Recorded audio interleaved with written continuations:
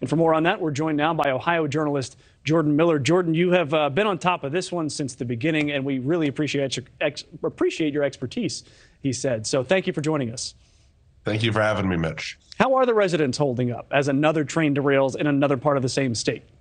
There's still that fear. There's still that uncertainty. And this isn't just the second one within a month. Remember that one derailed in Michigan 2 weeks, less than 2 weeks after the one derailed in East Palestine.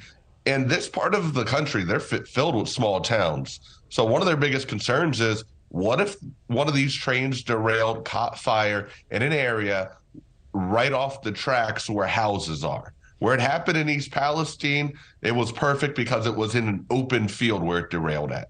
But if it would have gone off 2 miles before that, it would have derailed right where two major gas stations are in East Palestine. So a lot of people in and around Ohio right now have fears that they could be the next East Palestine. What is going on with rail safety, though? Because we did mention Springfield, Ohio, right outside of Detroit, Michigan, I believe. Obviously, East Palestine. Is this a coincidence, or is there something going on here that we need to pay more attention to as far as rail safety?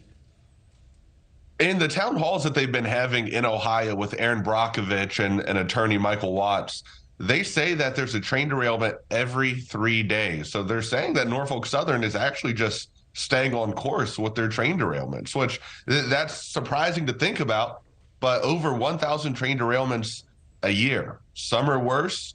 Some only maybe have 1 or 2 cars go off the tracks. And obviously, Springfield had 28 cars go off, and East Palestine had a number go off there. And we all know the detriment that had to the village. Well, let me ask you this. It sounds like people don't trust the EPA, whether it is the Ohio EPA or the federal EPA. They don't trust Norfolk Southern for sure. Is that lack of trust, does that have any chance of being repaired? I don't think so. I don't think so, because right now there's independent testers who are coming in doing their own research after the residents in East Palestine and throughout Ohio are being told that the water's good to drink. The water is safe. But now these independent testers, they're coming in and they're finding things that vary from that, saying that there are acute health risks in some of the creeks and the streams throughout East Palestine. So when that happens, the residents are wondering, how can I trust what the EPA and Norfolk Southern and government officials have been telling me this whole time when they say that the water that's coming into my home is safe, when independent testers are saying otherwise? Well, hey, I mean, the governor took a sip of it, so it's got to be fine, right?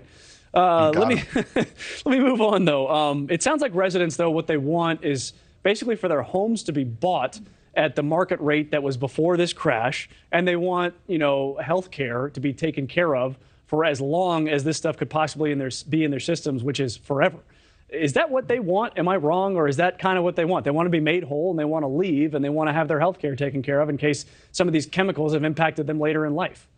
And they deserve to have all of that, Mitch, right? And truthfully, people have been telling me I was going to sell my house within the next 5 years. I was going to sell it. I was going to downsize. I was going to go move to another part of the country.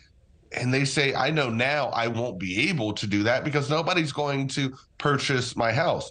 Now, here in Ohio, a nice 4 or 5 bedroom house goes for about $350 because of the market right now. I was looking last week just at some houses in East Palestine. I saw a really nice one that had been listed since the train derailment that was estimated for $350, and it was at $225. $225. That is a huge loss in value. And has anyone shown any willingness to make these folks whole in the way that we just described?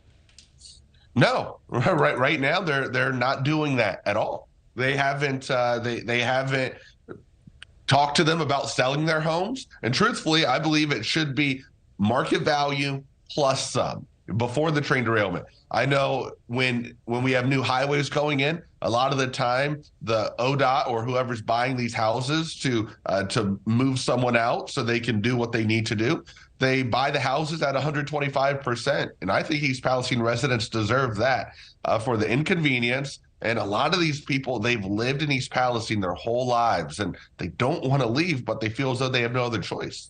I saw you wipe your nose, and maybe it's just, hey, it's early March. But I am curious, though. You are in East Palestine, or at least you're in there a bit. Do you notice symptoms in yourself? So that's a great question. I appreciate you asking that. In the beginning, I would say within the first 2 weeks of being there, when I was on the ground every single day, the headaches were constant. I would leave there and I would have a headache. Now, I never had the nausea. I never had any of that. But I don't know. Is this a regular cold right now? Or is it finally catching up? The whole thing with East Palestine finally catching up. Thanks for watching. Go to newsnationnow.com to find News Nation in your cable lineup. And don't forget to click the red subscribe button below to get more of News Nation's fact-based, unbiased coverage.